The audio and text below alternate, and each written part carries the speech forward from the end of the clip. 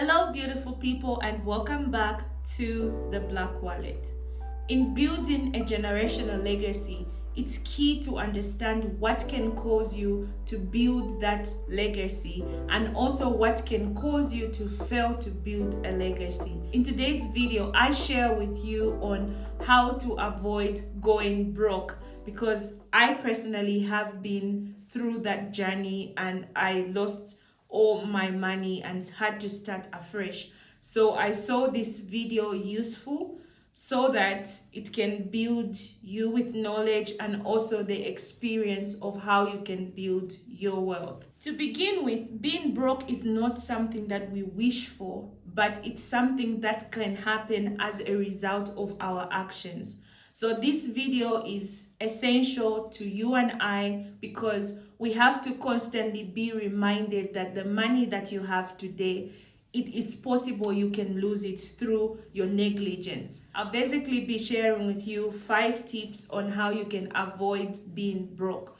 You not having a plan can actually make you go broke, and preparation for your future because you are living in the moment and not thinking ahead. As a result, you feel that what you have now is enough to sustain you in the future, and then comes inflation and you cannot afford to live. As a result, you go broke. So not having a plan with regards to your future in terms of your children, your education, your career, your shelter can cause you to go broke. In case there is an emergency, because you didn't plan of your future, you find that you spend more than you should have had to in the beginning because it's an emergency. And as a result, you're most likely to outsource your funds just to sustain yourself. Take, for example, you fall ill. Because you didn't plan for a medical health cover, you are most likely to spend a lot of money while you are ill. But if you plan ahead, should there be an event where I fall ill, what happens? Where is my medical bill going to come from? Because you are thinking ahead, you have that covered. You want to have children. You plan for your children now. I was making fun of this a couple of weeks ago. I told my mom I started saving for my children. For some time now, I have been saving a certain amount of money for their education. I'm not married, very single, not engaged, no fiancé, but I'm thinking of the future because one day I know I want to have children. One day you know you want to have a wedding, for example. When that wedding comes and there you are making committees for people to contribute for something that you were quite aware of will happen. So personally, I think you not having a plan can cause you to be broke and you outsourcing your finances, therefore even causing debt in your financial life. If you not have a plan, you find that you have no saved finances as well. So many things happen. There's what you call a living expense savings. You should be able as an individual to have that. What if you lost your job today? If you had a savings of, let's say, 6 months, you are able to survive even without that job. So always plan for it. Otherwise, where there is no plan, you're most likely to go broke. Investments, for example, because you have not planned for any investment, therefore your money is not making any money. As a result, eventually whatever you have will run out, making you become broke. The second thing that can cause you to become broke is if you do not have any monetary cover in terms of insurance, your health cover, funeral cover, or even your children's cover. Anything with regards to ensuring that your life is secured. Because you do not have that, in an event of a tragedy, you spend more money, as a result making you broke. Let's say you lost a loved one, your mother, your father, a spouse. Unfortunately, we do not foresee these things. These events happen eventually. Not that you saving for it is a wish that it will happen, but the reality is you want to protect yourself from getting broke, so you prepare for that life cover, for that funeral cover that will help you in that time. Let's take an example. you have an accident and your car is spoiled beyond repair. If you had an insurance cover, the insurance company replaces your car depending on what caused the accident, right? In that event, you are saved a lot of money that will prevent you from becoming broke. If you did not have an insurance cover, then you would be spending more money that will cause you to become broke. Lack of financial boundaries. You think you have so much, so everyone who comes to you comes with a problem. The truth is, you can't be a savior of every individual. Sometimes you have to understand when to use your no, your yes, or later. Be willing to delay your gratification. What that simply means is you don't react there and then. If somebody comes to you with a problem, understand, is it an emergency or will it also affect my finances? It's not that you are being selfish, but you want to be in charge, ensuring that you don't go broke. The very people who come to you to ask for this money when you are in need, majority of them will never come to your aid. So it's very important you create a cushion when it comes to your money. Understand when you can say no, when you can say yes, and when you can say later. I'm an advocate of people raising money for their wedding and not depending on other people. Like I mentioned before, we all know eventually you have an event, a wedding. Why not start earlier, saving for that event and not burdening other people? So a lack of financial boundaries can cause you to be broke. When it comes to also creating boundaries, you also have to understand it's not every wedding contribution you have to give. I met someone once at one event and she put me in her wedding committee. I didn't know anything about her in detail, and even when I met her, it was just like a 1 hour, 2 hour interaction. And before I know it, I was in the wedding committee. After some time, I understood how my financial situation was then, and I texted her point blank, to be honest, I don't think I would be able to contribute for your event. Reason being, I also have financial commitments I need to attend. So saying no is important. That is a boundary that you should be comfortable with.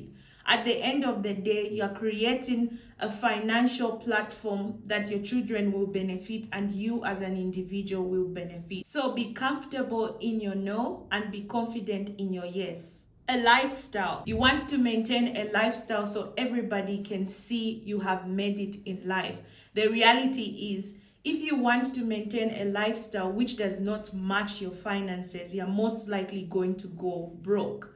Not everything that we see on social media glittering is really gold. Most of these cars that we see, most of the people are having sleepless nights because they are in debt. Because we see it from other people, we want it for ourselves, and we find ourselves in debt just because we want to maintain a lifestyle. In short, your lifestyle can determine whether you're going to be wealthy, can maintain your wealth, or pass on a generational legacy. Therefore, your lifestyle should match what you earn. Otherwise, if you are going beyond what you have, you're most likely going to become broke. Number 5, which is the last one, is credit cards. The good thing in Zambia is we don't have much of credit cards. We have debit cards, meaning you have to have money in that account before you use it. Whereas a credit card allows you to spend money that you do not have and you'll be in the negatives. As a result, you'll be paying it back maybe in installments or terms and conditions attached to that. Sometimes you are given a credit card, let's say with $1,000 for people in other countries, and you have to pay off that money eventually. The advantage for people in Zambia, like I said, is it's very difficult for you to get a credit card. But there are so many ways that people end up going broke because of credit. What people do is they outsource that money through loan sharks, peer-to-peer, person-to-person agreement. So I come to you, I need a 10,000. I sign an agreement, I provide collateral. The collateral could be in form of a car. and you give me that 10,000, I have to return it to you at an agreed percentage and duration. If I don't have a proper plan for that money, I would be in a cycle of debt. I'll move on from you, borrow from another person just to pay you back, and another person just to pay the other person back. As a result, I'm still maintaining a fake lifestyle with people's money. As a result, I am broke. You are broke because of credit. Borrowing from peer to peer, person to person, can cause you to be even more broke because it's a chain. You don't have money of your own. It's just a chain. I get from this person, the other person, and before you know it, you lose everything that you have. Yeah. So generally, when it comes to credit cards, they can cause you to become broke because you I don't know, they even come with a feeling that I have more. Like borrowed money always excites you to spend, especially if you don't have a plan. You can have borrowed money to invest elsewhere or invest in a particular project and yield returns. I'm not saying credit is bad. There's good and there's bad credit. But credit can also make you go bankrupt if you have no plan. So always ask yourself, do I really need this money? Where is this money going? I also encourage people, when you're borrowing money to, let's say, start a business, start with what you already have, then build on that so that you understand the nature of your business. Don't just rush. I want to start a business, a tomato business, for example. I want to start this business because I've seen A, B, and C people thriving at it. Before you realize, the tomato prices are going down.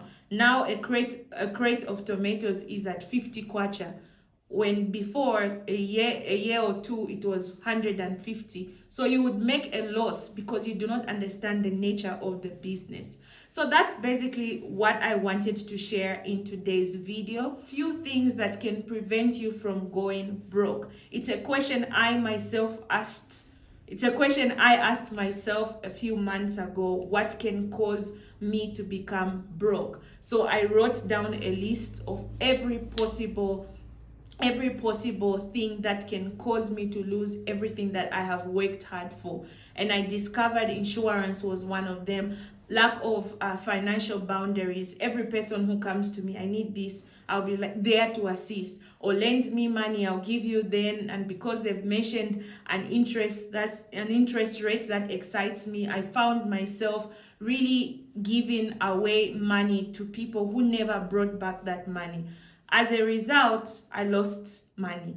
And also, just to encourage you, like I've said before, I mostly want to share what I have experienced on this channel. So personally, I have been broke before.